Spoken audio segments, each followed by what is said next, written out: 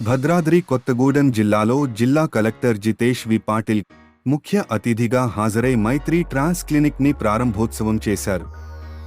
వారు మాట్లాడుతూ ట్రాన్స్ జెండర్లు సొసైటీలో వృద్ధి చెందాలని, ట్రాన్స్ జెండర్లకి వర్క్ షాప్ పెట్టి వారు ఉద్యోగాలలో స్థిరపడేలా మరియు స్వయం ఉపాధి పథకం ద్వారా పొందేలా చర్యలు తీసుకుంటామని, సంక్షేమ పథకాలు అర్హులైన వారికి అందేలా కృషి చేస్తానన్నారు. జిల్లాలో మొత్తం 126 మంది ట్రాన్స్ జెండర్ వ్యక్తులు ఉన్నారని, వారికి కొత్తగూడెం ఏరియా హాస్పిటల్ నందు ఓపీ బ్లాక్లో రూమ్ నంబర్ 9లో ప్రతి గురువారం ట్రాన్స్ జెండర్లకు వైద్య సేవలు అందించేందుకు వైద్య నిపుణులు, ట్రాన్స్ జెండర్ వ్యక్తులకు ఆరోగ్య సదుపాయాలను కల్పించడం, అనారోగ్య సమస్యలు, సంక్రమించే వ్యాధులపై సూచనలు అందించడం, ట్రాన్స్ జెండర్ వ్యక్తుల సంఘాలకు ఆరోగ్య సమస్యలపై పూర్తి అవగాహన కల్పించుట,